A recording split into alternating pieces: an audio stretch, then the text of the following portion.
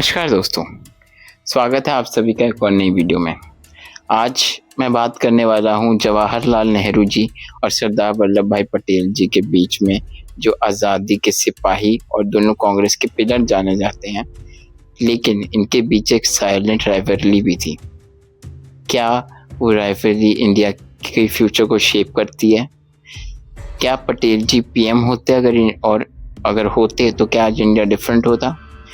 आज इस कहानी को फैक्ट्स के साथ बिना बायस के समझाता हूँ। दोस्तों, पहले बात करते हैं नेहरू जी और पटेल जी की पर्सनालिटी की। दोनों की पर्सनालिटी एकदम अलग थी। Nehru ji English educated, visionary, global thinking. Patel ji जिन्हें हम iron man of India, practical thinking, grass root leader, organization expert. ये दोनों आज़ादी की मूवमेंट में एक दूसरे को कम्प्लीमेंट करते थे, बट एक नेचुरल टेंशन भी था क्योंकि दोनों एक ही चीज़ चाहते थे, इंडिया का ब्राइट फ्यूचर। अब बात करते हैं कांग्रेस प्रेसिडेंटशिप कंट्रोवर्सी की। 1946 में इंडिया के प्राइम मिनिस्टर बनने का selection indirectly Congress president election से ही होता था। सारे प्रदेश कांग्रेस कमिटीज ने पटेल जी को नॉमिनेट किया, लेकिन गांधी जी ने नेहरू जी को सपोर्ट किया।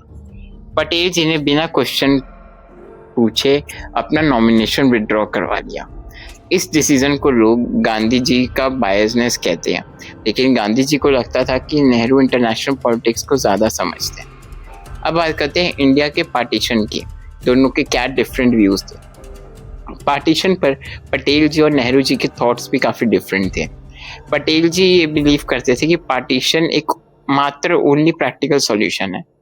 नेहरू जी ये सोचते थे कि पार्टीशन एक लॉन्ग टर्म ट्रॉमा क्रिएट कर देगा। लेकिन इसमें आप एक चीज़ आयरनी देख रहे हो कि दोनों राइट थे। पटेल जी प्रैक्टिकल सोच रहे थे और Nehru ji long term consequences देख रहे थे। पार्टीशन के बाद दोनों डेवास्टेटेड थे। अब बात करते हैं हैदराबाद और जूनागढ़ की। सरदार पटेल जी ने इंडिया के इंटीग्रेशन का 80% काम खुद लिया। हैदराबाद, जूनागढ़, भोपाल और 560 से ज़्यादा प्रिंसली स्टेट्स। अगर पटेल जी ना होते ना तो इंडिया एक जिक्सॉ पजल की तरह टूट जाता। नेहरू जी कश्मीर में बिजी थे। पटेल जी ऑलमोस्ट सब स्टेट्स हैंडल कर रहे थे। इस चक्कर में ब्यूरोक्रेसी भी ज़्यादा पटेल जी की साइड थी। अब बात करते हैं कश्मीर इशू की, जहाँ पे टेंशन बढ़ी। कश्मीर इशू भी एक बड़ा फ्रिक्शन पॉइंट था। पटेल जी चाहते थे कि कश्मीर इंडिया में आए जल्दी और क्लियर। नेहरू जी चाहते थे कि यूएन इन्वॉल्वमेंट हो, रेफरेंडम हो, डेमोक्रेटिक प्रोसेस हो। पटेल जी को लगता था कि कश्मीर पर नेहरू जी इमोशनल डिसीजन ले रहे हैं। यहीं पर उनके डिसएग्रीमेंट पीक पर थे, बट दोनों ने एक दूसरे की रिस्पेक्ट में कभी पब्लिकली एक दूसरे में से किसी को भी क्रिटिसाइज नहीं करा। अब बात करते हैं economy and foreign policy differences की। Nehru ji socialist planning model, industrial revolution के सपोर्टर थे।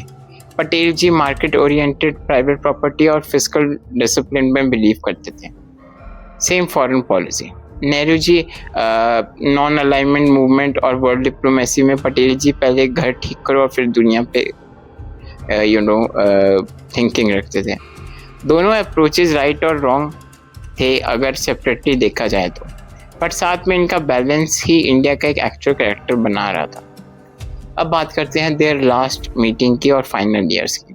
पटेल जी 1950 में गुजर गए, बट उससे पहले दोनों एक इमोशनल पर्सनल मीटिंग में मिले थे, जहां उन्होंने साफ कहा था कि हमारे बीच डिफरेंसेस होते हुए भी हम दोनों इंडिया के सिपाही हैं। नेहरू जी पटेल जी की डेथ पर टूट पड़ गए। उन्होंने कहा था कि that I have lost a friend, a colleague and a guardian. ये दोस्ती भरी राइवलरी इंडिया पॉलिटिक्स का most missed understood chapter. Nehru versus Patel एक पॉलिटिकल फाइट नहीं थी दोस्तों, ये दो अप्रोचेस का क्लैश था। Vision plus practicality, diplomacy plus discipline, dreamer plus iron man. अगर दोनों एक साथ नहीं होते तो इंडिया शायद आज जैसा स्टेबल नेशन कभी नहीं बन पाता। तो कौन बेटर लीडर था? सच तो ये है कि इंडिया को दोनों की ज़रूरत थी और दोनों अपने अपने पॉइंट ऑफ व्यू में बेटर थे। आज की वीडियो के लिए दोस्तों इतना ही। मैं हूँ Ayush Sharma from AS explain.